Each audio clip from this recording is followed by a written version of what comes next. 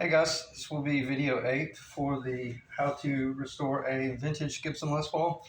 And I'm probably going to change the title for this series on this particular guitar to how to convert or how to do a 1959 conversion.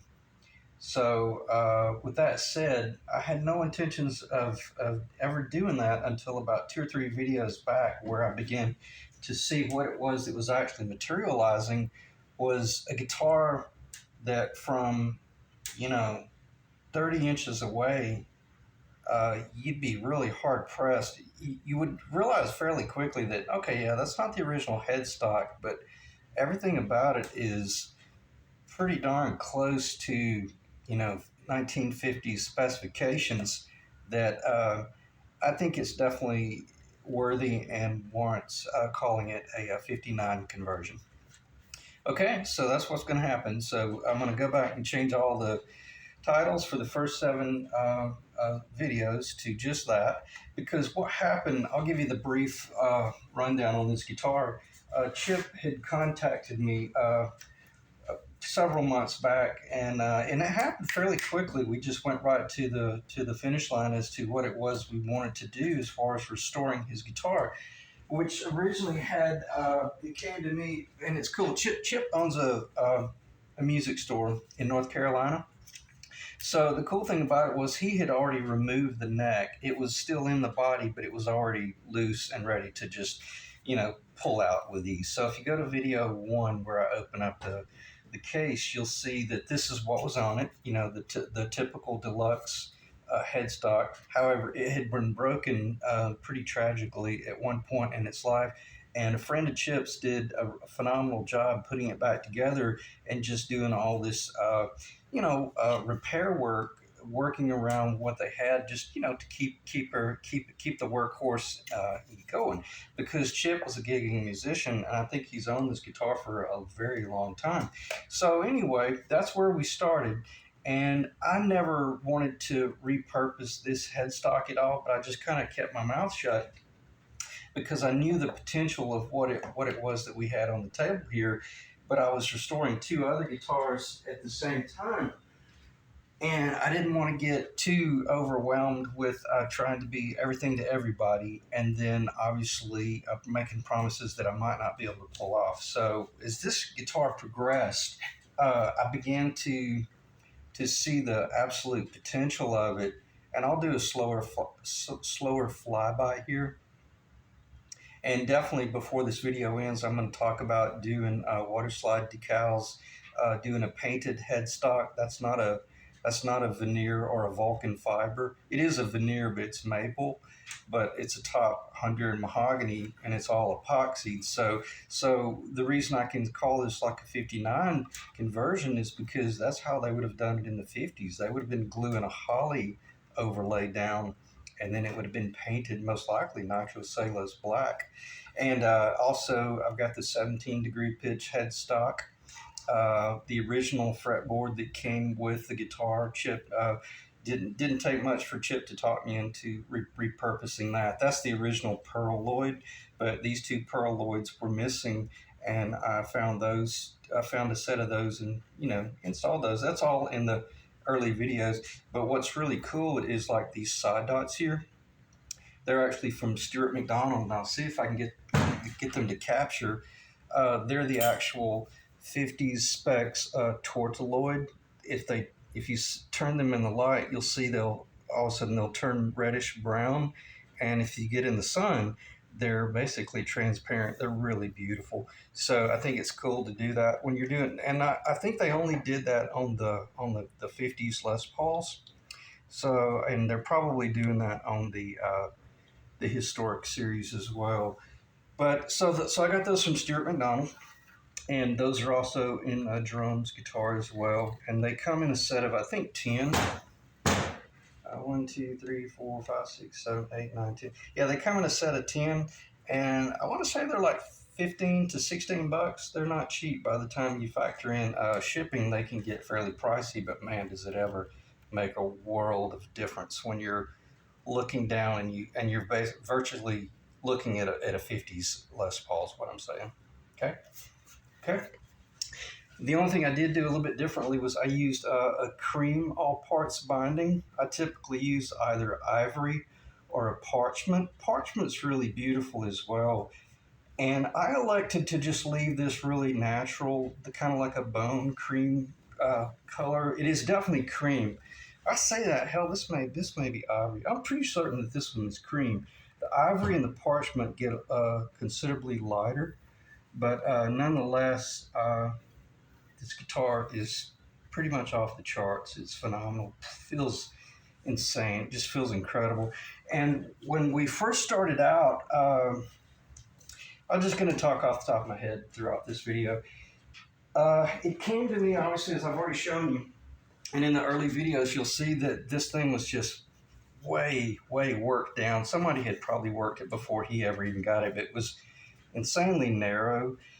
And so Chip's main concern was, man, if you can stretch that fretboard and make that neck a little bit bigger, that would be incredible. All the better. Well, what's so cool is that when I received the guitar, I had no idea how wide this rosewood was right here. And Chip joked, he said, if you got some way you can stretch that fretboard, and I was keeping the ace up my sleeve, because what I would do in that situation, let's say this rosewood had been about a 1/16 of an inch more narrow, making it virtually impossible to get this wider nut, which we ended up being able to get a 1 23/32 nut. I could have got a 1 3/4 inch out of this, but we went with a 1 23/32. But had it have been really narrow, what I would have done was I would have actually put some black binding on either side of the rosewood and stretched it out to the dimension that I wanted. And it would have only been like 20 thousandths on either side, and it might have been that it maintained the additional 40 thousandths black up here, but I could have machined it down thinner, or even to the point where it virtually disappears down here, then do my cream binding, and then after it's all said and done, and the sweat and the beer and the the oil stain and the lemon oil and all that jazz, you would never ever have noticed that there's black binding in there, acting as a means by which to widen up the bone or the cream. So yes, you can stretch your fretboard, but just because you put 20 thousandths on either side down here doesn't mean you have to come up here and leave that 40 thousandths. That should make perfect sense. You could come in and add some rosewood, but I wouldn't recommend that, because the cool thing is about the black binding, the ABS. If you use the Stuart McDonald binding cement, it'll virtually become part of the actual wood, and it will actually disappear, especially into a really dark fretboard. And once you get it out of that light, and you're looking at the guitar, on the performer on the stage, man, somebody would if I came in and relicked the hell out of that headstock, they would have to do a real long double take to make certain this wasn't a 50s Goldtop. Okay. So I'm very excited about this one, very happy. And I'm excited with all of it. And I did ship Eric's SG. He received it, I think, yesterday. He was pretty happy with that. Sent me some messages and some beautiful pictures. So SG's shipped, and the other Goldtop for Jerome is over in the other side of the shop. I can't remember what I'm doing, but it's hanging up. But both of these are going to be shipping this week. But these three projects have been pretty incredible. But there's something really cool about this one, primarily just because of this body. That is so damn rare to find something like that. And that's why when I began to look at that, the first thing I saw was like a 50s Goldtop. It definitely looked like like it had that age. Okay, so with that said, and then the fact that, as I already clarified, Chip talked me into repurposing this original fretboard, because typically I don't ever do that. It's way too much work to repurpose and work with an old fretboard. But this fretboard was in exceptional condition. It actually had the original frets. So thank God, that really made a big difference. But the only thing that was a bit of a problem, I'll see if I can find it. There was a couple of spots right here on the fretboard, and right here where it feels like maybe it just got worn out from playing, but it was diving off really bad, and that was very difficult to do all that binding work down there and keep it looking visually correct. I didn't want to risk shaping the binding down just to follow the worn out fretboard, so I let the binding remain high because every location under the fret was the original height of the fretboard. But once I got all the frets removed, I realized just how damn low a lot of these locations were right in here, and there was nothing I could do about that because I did not want to come in here and take off the top surface of this fretboard just to get it level again. So every bit of this fretwork was done atop the original thickness of the wood, and wherever there are low spots in this fretboard, very minimal, but they remained. And this is the hardest fret job I've ever done. It was absolutely brutal, but nonetheless, it turned out really good, and it actually turned out exceptional. And from a physical standpoint, if I close my eyes, I mean, it feels like a brand new jazz guitar. It doesn't feel until I grab hold of that rosewood and I feel the age there. But the guitar, it feels incredible. Okay, and I'm rambling a little bit too much, but there's not really a lot to talk about in this video other than, if anything, I'm hoping it'll give a lot of inspiration to those of you out there that might have an old body laying around, or have the ability to, or maybe you've got an old guitar, an old Gibson that's got a broken in half headstock. Maybe this will give you the inspiration to do something like this. Just because it's an original P90s surround type deluxe doesn't mean you can't turn it into a 59 replica or, conversion. We won't call this a replica because it is an authentic Gibson. Now, can't do serial numbers. I would never do any serial number like that. But if I'm holding an authentic Gibson body and neck in my hand, I don't have a problem doing this work at all. And as long as everyone knows it is a conversion, or it's not an authentic 59. And herein lies one of the primary reasons I really, really always like the idea of going with a double adjustable truss rod.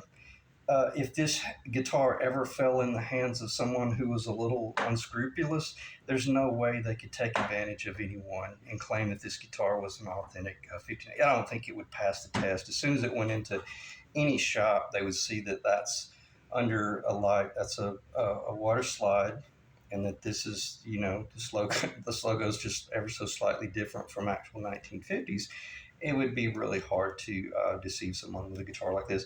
But the double adjustable truss rod really shores up the deal and makes certain that no one can ever get taken advantage of. And I'm not saying that's with this client here. That's not what I'm saying. So read between the lines. Anyway, turned out really good. I'm very happy with it. It's so beautiful, and feels great. I did play this guitar. I think it's funny. I always say, "Oh, it's about 3 weeks ago." And now I'm realizing, oh, it's closer to like a month ago when I was initially after all the frets were installed, and then they were just kind of rough. They were true, but I go ahead and string them up and start playing them so I can get a feel for what's going on, and then I start working my way to the finish line, stuff like that. So I was playing this guitar about a month ago, maybe 3.5 weeks ago, and it was all raw wood. And then I went into the finished work, and and then I'm going to talk about the nitro cellulose. I don't even know where it is. I think it's on the other table over there. I'll talk about the nitro cellulose a little bit, and the process that I went through in order to get this finish right here. But what it boils down to, there's two different types of nitro you can use. You can either use it out of the can, out of a quart or a gallon, and that has more solids in it, or you could use the aerosol, which dries much quicker, but it takes a lot more coats, and you don't get nearly the real deep, strong base coats. So the base coats that you see on this neck the first 9 to 12 coats, they are nitrocellulose lacquer out of the can that has the heavier solids. So let me just go ahead and get that on the table so I don't forget. And what I'll be talking about is M610 1406 versus M113 1406. They're both stringed instrument lacquer. So with that said, they're fine, but the 1406 has more solids in it, but it takes considerably longer for it to cure, and about 2 to 3 weeks minimum before you start moving into any sort of finish work. But basically what I always do, my first base coats, I like using the 1406 out of the can. Excuse me. And then there at the last, I'll come in and do the last 3 to, no, more than that, more like 5 to 7, 5 to 7 final coats with the M113 aerosol, and it dries like within 1 hour. You can coat it 3 times a day. So basically I shot 3 coats a day, and then with that for about a week and a half. No, not that long. Probably about 4 or 5 days, and then let it dry for about a week and a half, 2 weeks, and then maybe shot 1 or 2 more coats along with that just to kind of see where it was going. And then after about another week, then shot 2 or 3 more coats of this as I was doing all my level work. So let me check the time. Okay, and I'm going to try to just keep going with this video. It might be a little bit erratic, but I don't want to stop and kill the video and start over and try to remember everything that I just talked about off the top of my head, because I feel like I should have done a video 8 for this guitar about 2 weeks ago and updated everyone. So I kind of dropped the ball there. And if you want to know the truth, I thought I had done that and I didn't realize it. But in video 7, I had not even glued the fretboard down yet.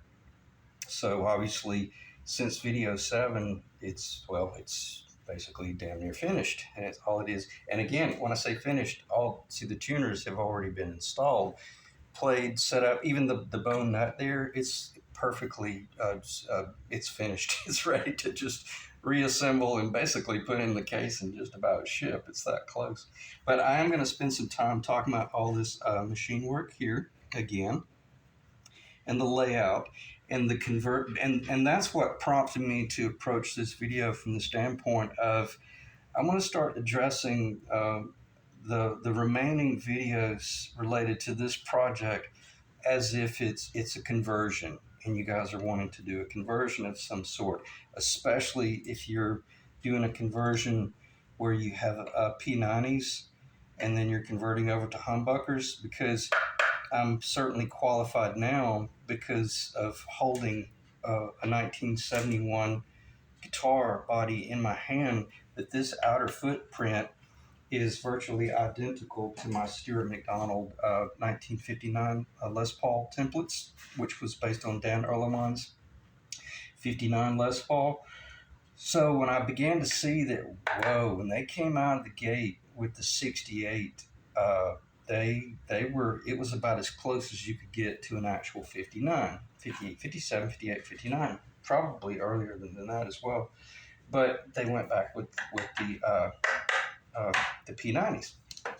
So with that said, I really discovered something that was very humbling related to the P90 in relation to the humbucker, which I spent an extensive amount of time talking about this in video 7.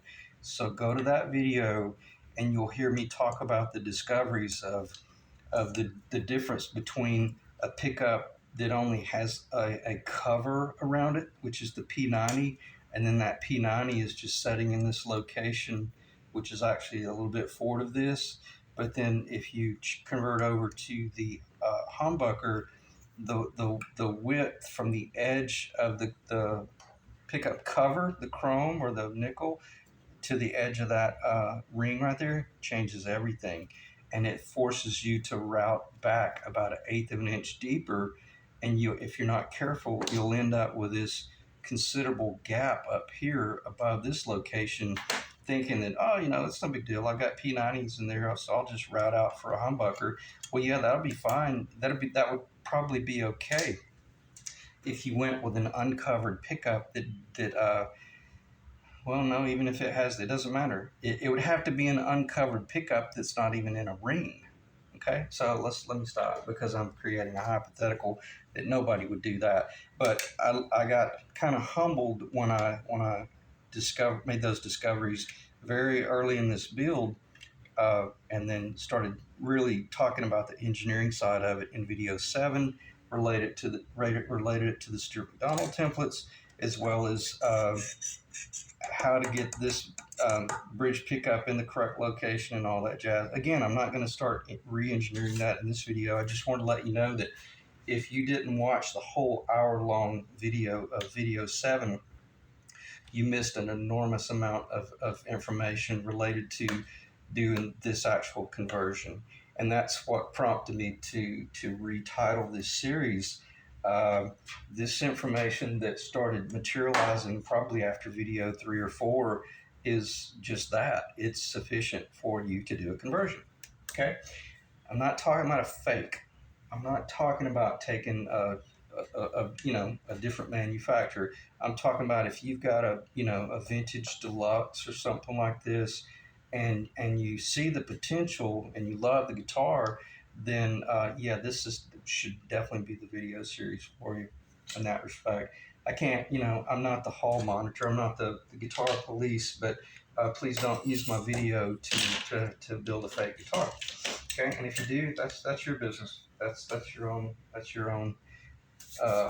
mistake. And it's kind of funny. All of my personal guitars, when I build my personal replicas, I never put the Gibson logo on my guitars. And there's a part of me it's like, I don't want their logo on my guitars. I would prefer someone look at my guitar and realize, wow, that truly is a handmade custom guitar. But when you're working for a client, that's a different story, and you definitely want that logo on here. Okay, so what else should I talk about?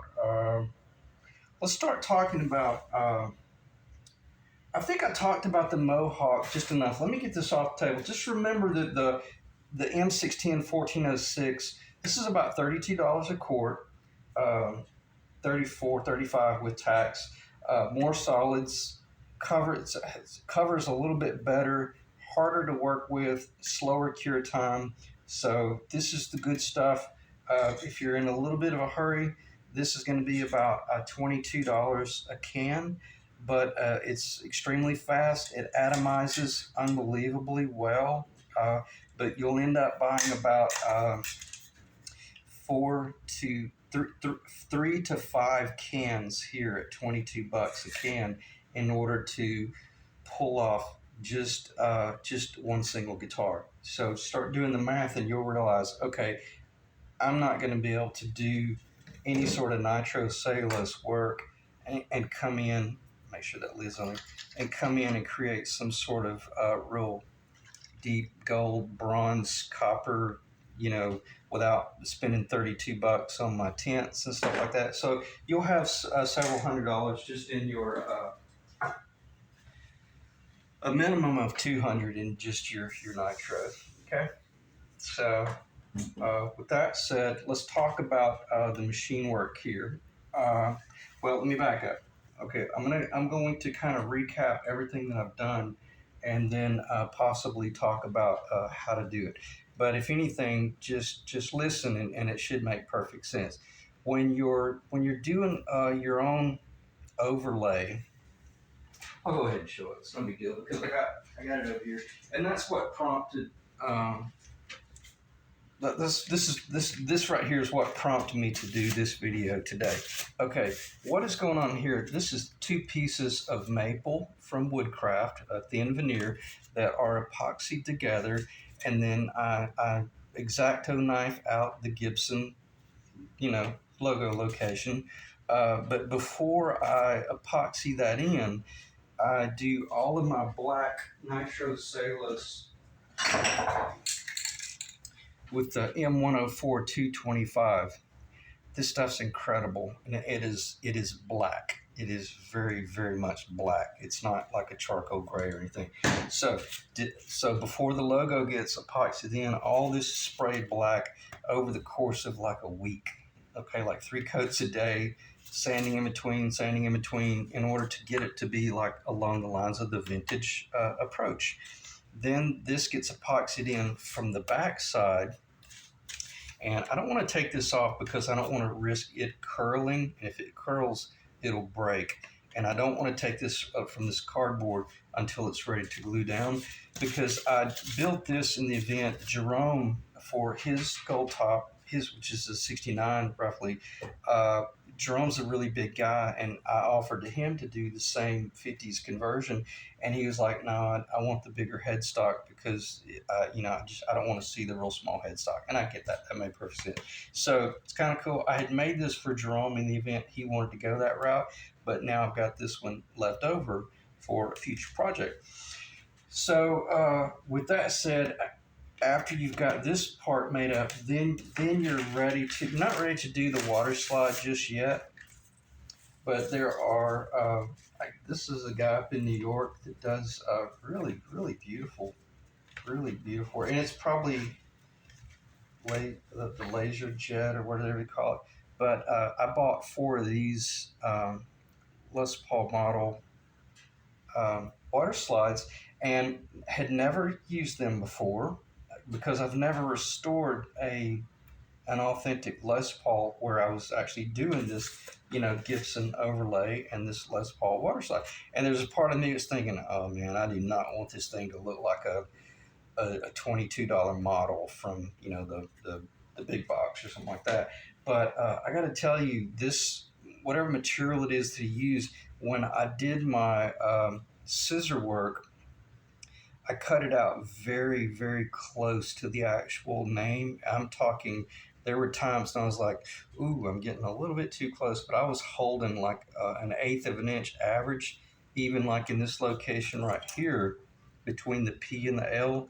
I was actually dipping down in there, rolling up, went way down into this location. Well, I probably went down to about right here, and then I rolled up, hugged very tight to the L, swung out, rolled around. So I say that to say this.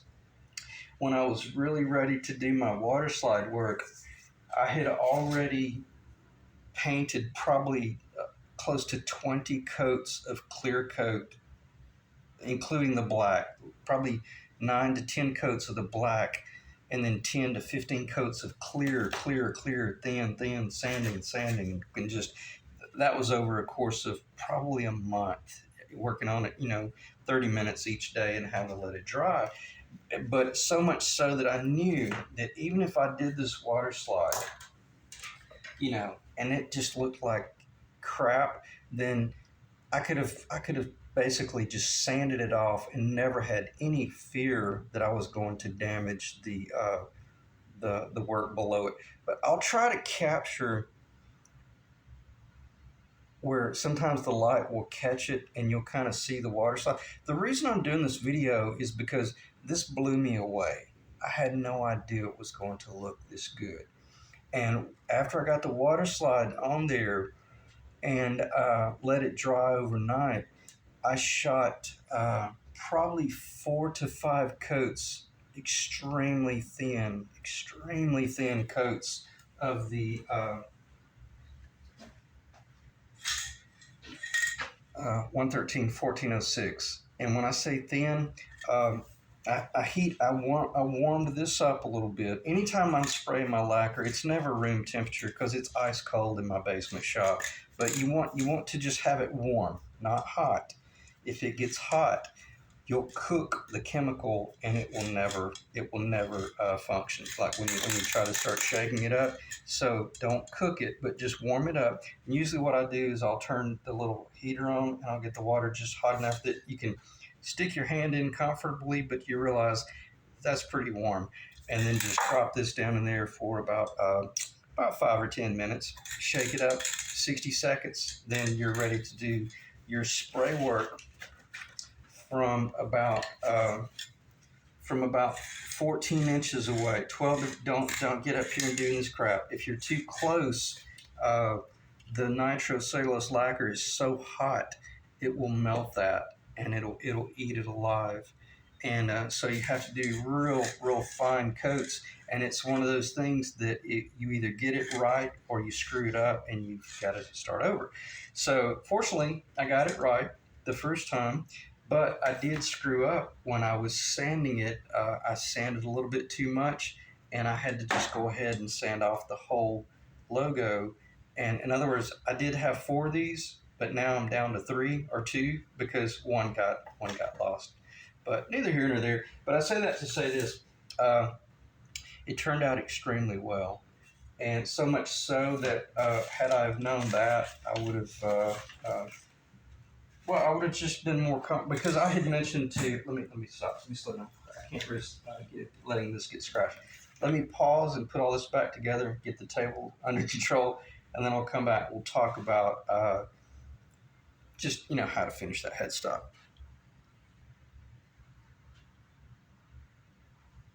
Okay.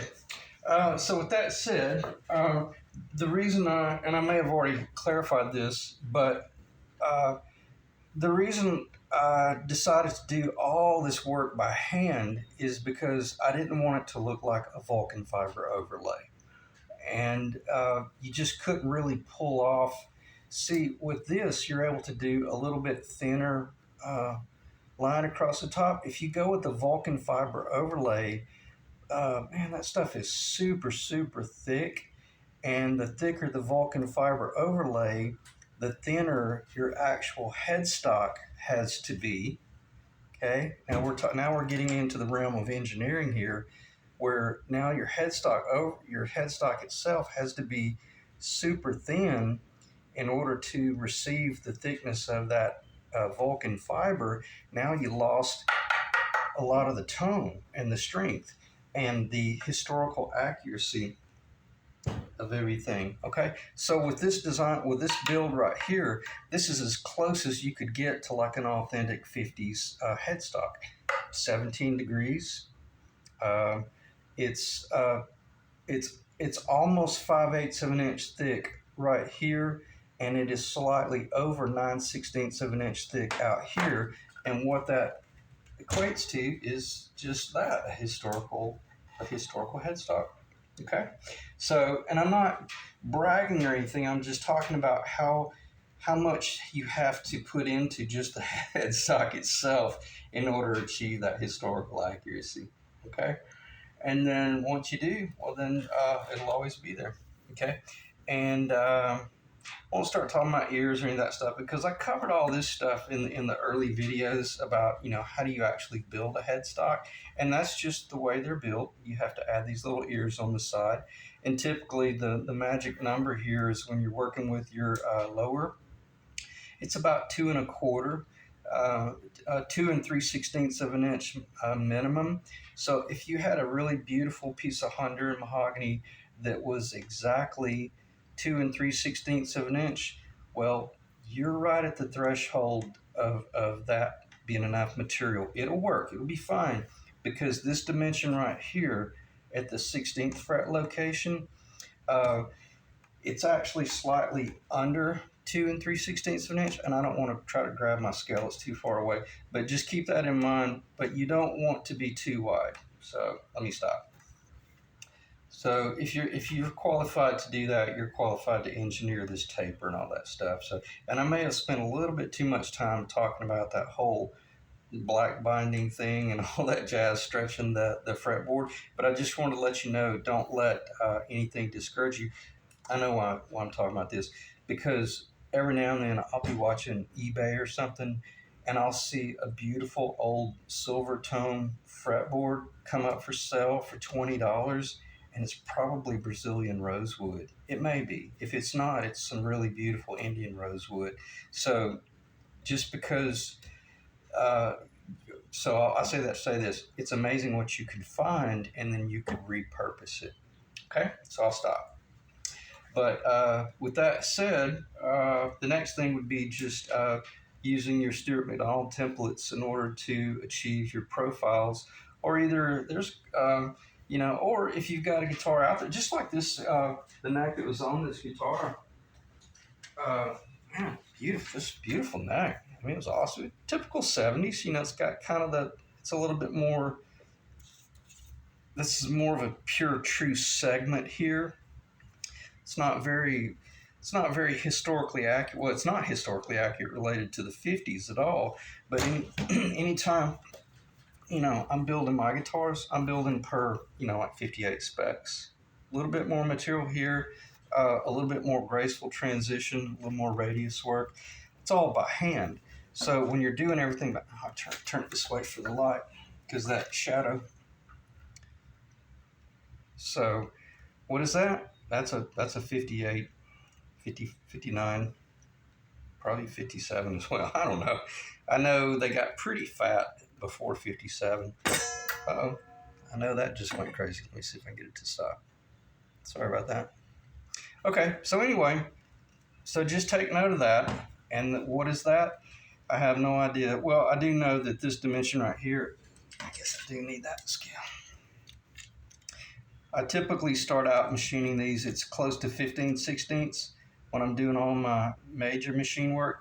But then after it's all said and done, it comes down to, I have no idea what this is. This is SAME, 18 millimeter. So do the conversion, okay? But what does it look like? It looks like a 59 Les Paul, okay? And if you're still here, you realize that I'm not just rambling on. This is some pretty detailed information, and it's a really rare opportunity to have a body that looks like this and is a true candidate for like a 59 conversion. Okay, now with that said, let's talk about what I did here in order to pull this stuff off. In video 7, I talk in extensive detail about epoxy gluing in these little corners here, and I actually pre-machined those very close to the finished work so that I wasn't up here doing an enormous amount of route work after the fact. I wanted to just do minimal shape work after all of these were epoxied in, but nonetheless I still had to come in and do some. But in each corner down here, in each corner of this location, I did have to epoxy in some material, and then I machined off close to 1/8 of an inch right here.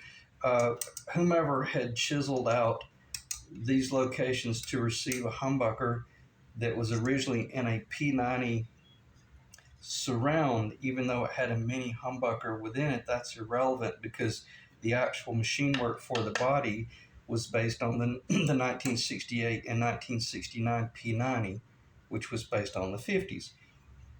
However, they did move the bridge P90 location in the 68 about 3/8 of an inch further in that direction to get it away from the bridge a little bit. And what did that do? That made it much easier to do a conversion for guys in the future. I know they weren't thinking about that, but the early 50s P90 location was about 3/8 of an inch closer to the bridge. And the only way you would do a conversion on a 50s P90 body would be if you came in and epoxied in about 3/8 of an inch material back here. So if you got a 1950s P90 body, leave it alone. Don't do that crap. And I don't think anybody would do that. But with this one right here, it's kind of sad. They did all the chisel work back here, so I had to come in and machine. I had to just machine off about a little more than a 32nd of an inch, and then I epoxied a very thin piece of maple right there.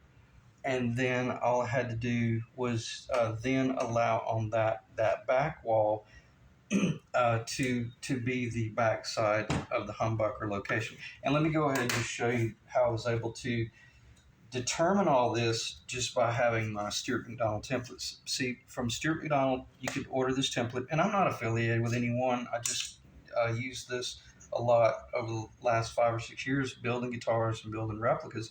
But I knew that once I had this in hand, I had that right there, and I had this location right here, and I knew that once I had that location, that location, that location, that location, and these locations right here. I was armed and dangerous to do any type of 50s replica that I wanted. Flying V, Explorer, SG, I think, yeah, SG to a degree. Well, no, well, yeah, because you just move from the you just go from the 16th fret location, but then you just step down to the 19th fret, and that's where the SG would be. So I knew that once I had this single template, I was ready to start doing replicas and doing restorations. So with that said, I knew that with these vintage bodies on the table, I would be able to align that location right there to this location and start assessing where they had done their cowboy chisel work, where somebody in the past had converted this. They had already done the humbucker conversion, but it was pretty sloppy.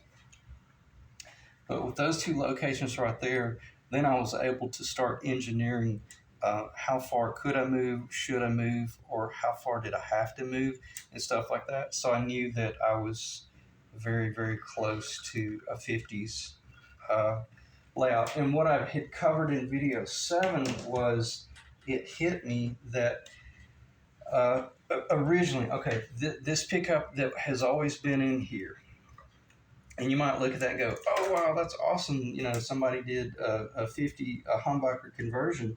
Well, it might look like it, but I can assure you it did not sound like it. Because it probably sounded okay, but this pickup, where it was mounted originally, is close to 3/16 of an inch closer to the bridge than a 59 would have ever been.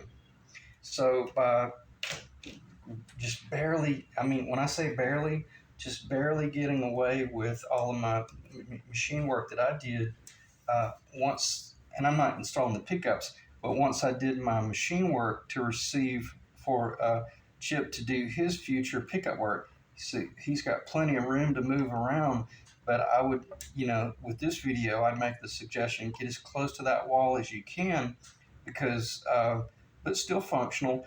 And what is that? It's a 1959 location for the bridge pickup, so that will make certain that it sounds like a closer to a 59 Les Paul. With this pickup over here, it was like I said, it was, see, I've actually added material back here, so it was about, see, I just moved it close to 1/8 of an inch right there. It was even closer, so it would have been much brighter. Okay.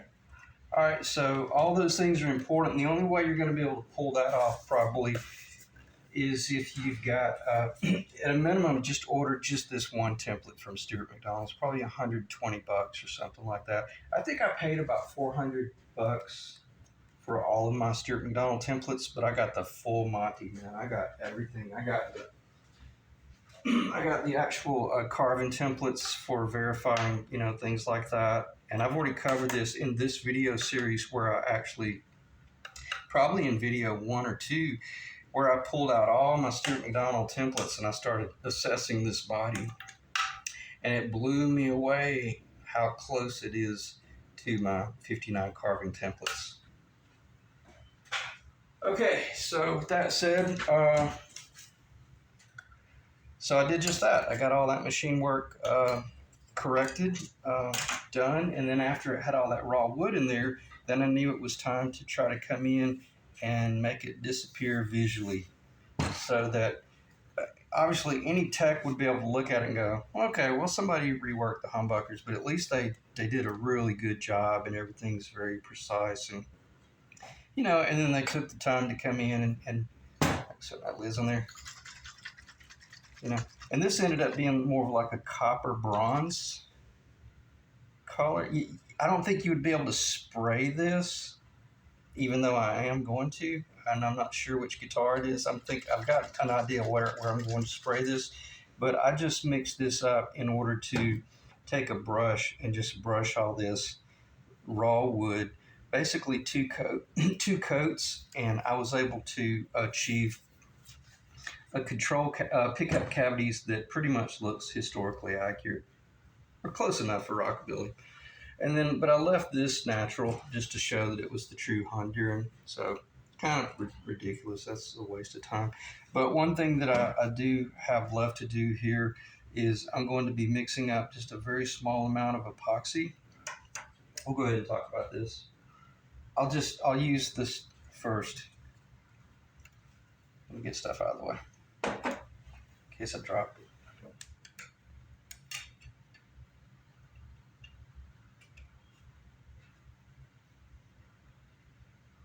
Covered all this in video 7. And I mentioned, well, it'll be a whole lot easier once the fretboard is glued down. But if you look at the top there, you can see a little bit of the scraggler screw work from the past.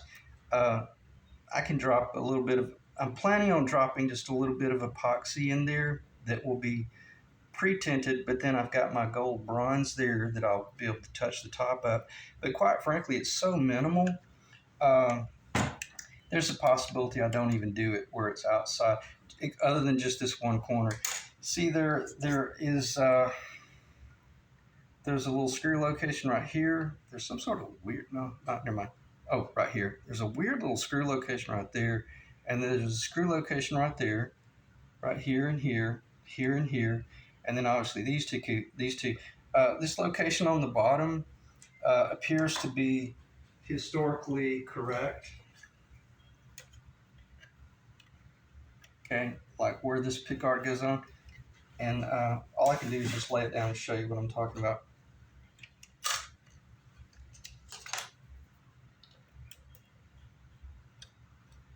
Okay, if you were going to be installing a pickguard, what do you know? That happens to just perfectly flush out with that. So that lets us know that I got my fretboard in the historically correct location. And then, you know, this right here helps you from an engineering standpoint to determine what you might need to patch. And there's only 2 or 3 little locations up here that really need to be patched. And I plan on doing that. But as I'd clarified with Chip, you know, I'm not going to get into, you know, trying to restore the body. But I probably will go ahead and put some epoxy in that location right there if you want me to, Chip. If you don't, I'll leave it alone. I'm indifferent about that. But there's some bangered up spots right here where I need to repair as well. I just want it to be a nice clean little cavity so that once you get ready to install your pickups according to what type of pickup ring, then you've got a real nice clean surface under here by which to drill your 1/16 of an inch locations. Because it was not my part of the restoration to install pickups or even install pickup rings. I don't have a problem doing that, but I actually measured my 59 replica pickup rings compared to this pickup ring right here, and there's just a very small amount of variation. And I would hate to do all this beautiful, precise, precision machine work only to have created a situation where once he installs his, he might have some actual like 1959 covers, or he might have a set of 59 PAFs that then I've done all this beautiful machine work that once he gets ready to try to install it, it's screwing up his authentic installation. So anyway, and because of his qualifications of being a music store owner, that's a walk in the park for him to do that type of stuff. So, okay. But we both came to the agreement that once I had that fretboard off, now was the time to really re-engineer these 2 pickup locations and not just throw a router up there and route out a set of humbucker locations based on the path of least resistance. Because if I had have done that, this pickup would have still been in the wrong location. So I say that to say this: by using, as I've already said, by using those Stuart McDonald templates, I was able to get this pickup in the authentic 59 location. Okay. Think about those things. It's really important. Doesn't matter what the guitar looks like if it doesn't sound like it. And that's one of those things where, man, you would never know why the guitar sounded like a Telecaster Not that that's a bad thing, but it's just that, you know, that's not what you want when you're building a 59 Les Paul replica. Okay, so I don't really need to talk about that anymore. Let me check the time. 49 minutes. Yeah, it feels like I've been talking for 49 minutes. But fortunately, this will be awesome if I can just do just this one video and get it behind me. Still a little bit of mock-up here. Let me just get the table organized. I'll spend about 10 minutes or so just doing mock-up, and I'm probably talking off the top of my head like I've just been doing through the whole video. But a lot of this is just based on discoveries. One thing I did discover, because I had made a statement, this fretboard, I'm not whining, but this fretboard is fairly thin right here. There was nothing I could do about that, so I just went back with it, but always knowing that, okay, well, once this humbucker goes in there with a cover, because see, he's going to be doing covered humbuckers, I knew that it was going to be dropping that pickup way down into the cavity, and I just wanted to verify that everything was tall enough to receive it. So, and these pickups that I have here, they're just replicas, authentic replicas of like the 50s Alnico. I think these are Alnico. Yeah, these are Alnico 5s. I think. Pretty sure they are. But I like using them just for mock-up purposes and design purposes, and or like in this video. So let's do just that. Damn.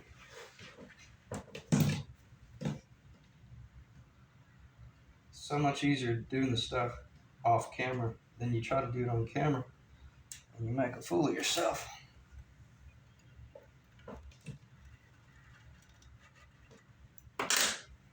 And it's kind of funny, as I was restoring the guitar, there would be times after I would do something and I would look at it and I would get spooked. I was like, oh my God, am I the one that did that? and I forgot. I got to the point where I started forgetting what was original, meaning all the bang up work, and what I might have introduced. And to the best of my knowledge, I don't think I introduced any more damage to the guitar. But if I did, I don't think you'd be able to tell where I screwed anything up. Just get this out of the way.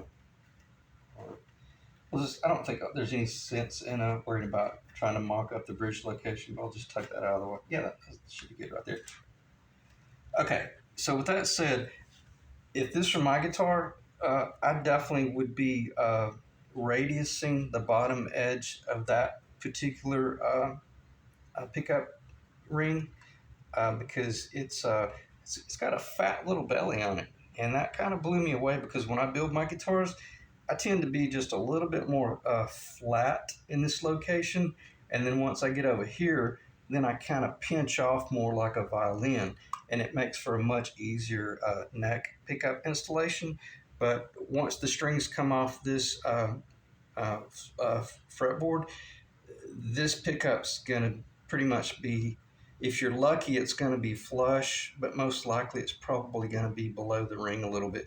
But the cool thing about this ring here, there's still, you could take off a 1/16 of an inch back here, and you could take off a good 3/32 of an inch, if not more, in the middle, and really let this baby drop down.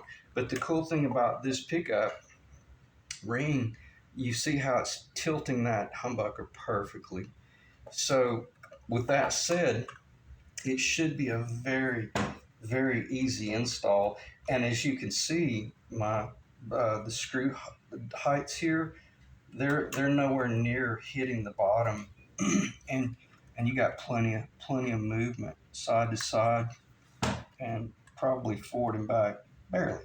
But you do have movement, and how you can tell is, will it tilt, and see it's tilting. So this would be a walk in the park for someone who's installed pickups before, to just put that up there based on the string path of the E and the E and the pick guard and all that jazz. Because again, see, Chip being a vintage music store owner, man, he may have a 1959 pick guard.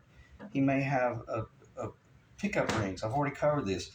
so it would be awesome for him to be able to install those vintage correct items. And this guitar, I'm telling you, from 10 feet away, nobody would really, they would really be coming over wanting to talk to you about it, thinking it's a much older guitar than it really is. Okay, I've already talked about that, so I'll stop because now I'm getting into like guitar worship. I don't want to do that. Okay, so with that said, there are a few little scratches showing right there. I might conceal. Um, I do like the idea of putting a little bit of epoxy in that one location right there, but it's kind of irrelevant because Chip is qualified, and I won't cover that again. The only thing I didn't cover, let me take this out so it doesn't fall out or is scratching anything. The only thing I did not cover is the cool thing. Oh, I think I did. I did install this pickup a little while ago. Yeah, I did, because I was talking about as far forward as you can get without it being up against the wall is the 59 location. But the beautiful thing about it is it's so cool. It doesn't show anything back here. So with that said, if you wanted to, you could even shave this a little bit more. It doesn't need it. That's in the 59 location right there. Okay, but it's so cool. This actual this cover right here is concealing everything. There's absolutely nothing that is showing from the P90 or from the real cowboy chisel work that they did. So this one's going to be a breeze to get that to conceal and look original. Again, this thing's got a fat little belly, so I probably would definitely be coming in here and doing some shape work. And how could you do that? Very simply. You just got your 120 grit sandpaper, and you would lay it on the top right there. And you would take your pickup ring, and you could go side to side a little bit, but I would start out by just doing just a little bit of shaping first, but then just doing real short side to side movement. I don't think you'd be able to go. You might be able to go up here and just, you know, pull it back and forth like that in order to get you started. But I definitely wouldn't try to get these to bend right there. Even on my 59 replica upstairs, there's a little bit of a ghost shadowing right there where I need to remove those pickups and shave them a little bit and shape them to fit the top. Okay. So, and that's also how you would shape a bridge for like a jazz guitar. You would actually have the jazz guitar, which is an arch top, and you would have your large piece of 120 sandpaper, and you would take your bridge and you'd go back and forth, back the base of the arch top bridge. You go back and forth. I think we've got one on here. And if you want to see something really beautiful, this is a early 60s Gretsch Brazilian rosewood arch top bridge. That's exactly how you would shape. I'm not going to dare do it with this one. This goes on my 6120, but you would put it up there. You would have your sandpaper. I'll flip it upside down. Well, it's too small. And you'd be in that location right there, and you'd be going zip, zip, zip, zip, zip, and then dusting it off, and then take some chalk, and you rub it some chalk on the bottom, or pencil. Just take your pencil lead, just pencil mark it, come back and go zip, zip, zip, zip, zip. What you're doing, you're shaping it to the contour of the arch top, and then for the sound transmission and whatnot, because what's really cool is what you're looking at right here was nothing but a continuation of what they initially started with in the, I guess, the 30s, the late 30s, I believe is when they started building arch tops. I may be wrong about that. I don't think it was the 40s. It may have been the 40s, but nonetheless, all that is just a continuation. And let me check the time. Yeah, I'm about to push it. And if I start talking about Robert Benedetto, I'll never stop.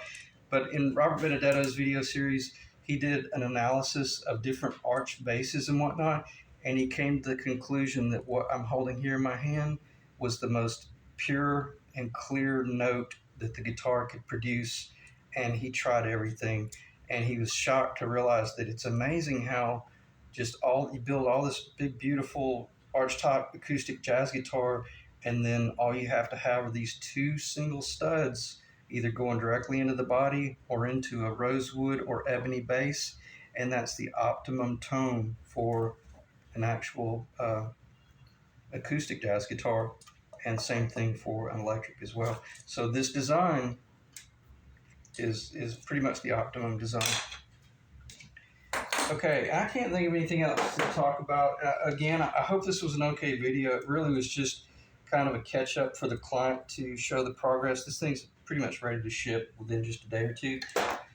And it just is. So with that said, I probably will continue a couple more videos, even if once this guitar ships, I'll continue talking about the whole conversion just enough that if there's interest in the video series, then I'll help you guys actually do the work, and or build a replica even, because I've got numerous video series where I show you how to build a replica 59 engineered chambered body guitars. Just go to any of my videos 3 or 4 years back, and you'll find an enormous amount of information related to that type of stuff. Okay, so I appreciate you guys dropping in. I'm looking at the table. I don't really see anything else to talk about other than just what I just said. It's about to go together. I'll do a couple more videos of this guitar though, especially with it strung up. So going once, going twice. I think that was everything I wanted to talk about. So I'll see you guys in the next video. Thanks.